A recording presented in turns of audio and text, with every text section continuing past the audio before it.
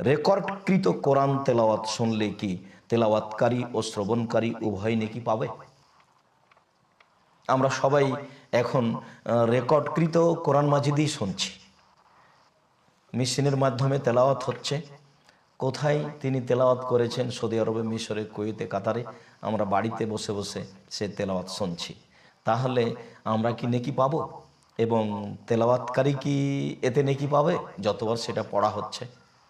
সম্মানিত দর্শক মণ্ডলী, আল্লাহ তাআলার রহমত দয়াকে সংকীর্ণভাবে দেখার কোনো সুযোগ নেই। রাসূল সাল্লাল্লাহু আলাইহি সাল্লাম যেখানে বলেছেন যে কোনো একটা ভালো কাজ যখন কেউ করে, সেই কাজটি পরে যত মানুষ করবে, সমস্ত মানুষ মিলে যত নেকি পাবে, যে লোকটা চালু করেছে সে লোকটা তত নেকি পাবে। যেমন রাসূল সাল্লাল্লাহু আলাইহি সাল্লাম যখন বলেছেন যে 3 শ্রেণীর নেকি রয়েছে যা মানুষ মরে যাওয়ার পরে পেতে থাকে।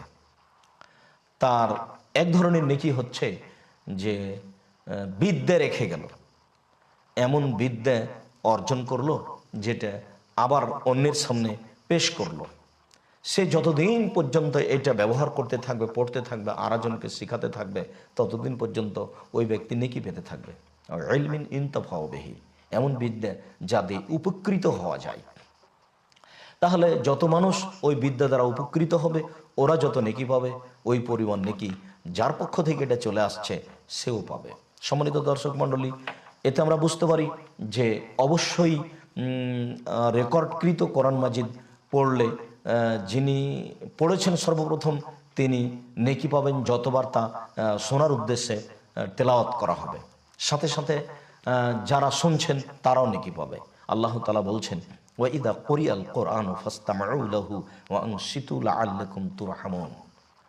যখন তোমাদের সামনে কোরআন তেলাওয়াত করা হয় তখন তোমরা তা মনোযোগ সহকারে শোনো। ওয়া আনসিতু, আর তোমরা চুপ থাকো। চুপ থাকো মানে চুপ থেকে মনোযোগ সহকারে শোনো। লাআল্লাকুম তুরহামুন, তাহলে তোমাদের প্রতি দয়া করা হবে। সম্মানিত দর্শক মণ্ডলী, অত্র সূরা আরাফের 204 নম্বর আয়াতে আল্লাহ তাআলা বললেন যে তোমরা কোরআন মাজিদ মনোযোগ সহকারে শোনো, তাহলে তোমাদের প্রতি দয়া করা হবে। আমরা পৃথিবীর যেখানে, যেই স্থানে, যে কোনো মাধ্যমে কোরআন তেলাওয়াত শুনব, আমরা তখন আল্লাহর পক্ষ থেকে দয়া পাবো, এ কথাই ঠিক।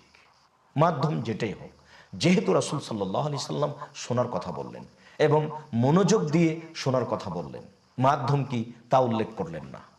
আল্লাহ তাআলা যেভাবে বলেছেন তাতে পৃথিবীর যে কোনো স্থানে, যে কোনো প্রান্ত থেকে, যে কোনো ব্যক্তির যে কোনো মাধ্যম দিয়ে আপনি যদি তেলাওয়াত শোনেন তাহলে আপনি নেকি পাবেন এবং আপনার প্রতি দয়া করা হবে। সাথে সাথে রাসূল সাল্লাল্লাহু আলাইহি সাল্লাম এভাবে বলেছেন। আব্দুল্লাহ ইবনে মাসউদ রাদিয়াল্লাহু তাআলা আনহু বলেন, রাসূল সাল্লাল্লাহু আলাইহি সাল্লাম বলেছেন, মান কারা হারফান মিন কিতাবিল্লাহ ফালাহু বিহি হাসানাতুন। কেউ যদি কোরআন মাজিদের একটি হরফ অক্ষর পড়ে তাহলে তার নেকি রয়েছে। আল হাসানাতু বিআশরি আমসালিহা, আর নেকি বলতে এক বলতে 10।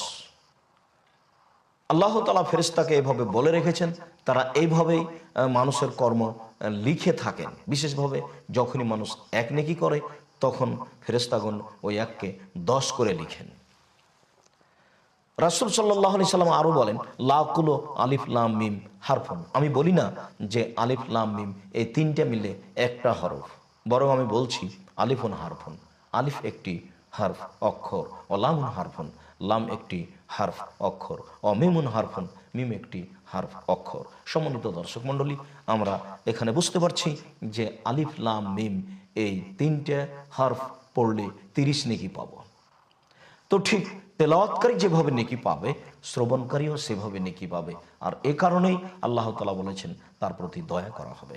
আমরা অত্র কোরআন এবং হাদিসের মাধ্যমে স্পষ্ট বুঝতে পারছি যে রেকর্ডকৃত তেলাওয়াত শুনলে নেকি হবে এবং যার মাধ্যমে রেকর্ড করা হয়েছে সেও নেকি পাবে, এ কথাই ঠিক। আল্লাহ আমাদেরকে এইভাবে আমল করার তৌফিক দান করুক। আল্লাহুম্মা আমিন। আল্লাহু আ'লাম বিস-সাওয়াব ওয়া সাল্লাল্লাহু আলা নবী ওয়া সাল্লাম। আসসালামু আলাইকুম।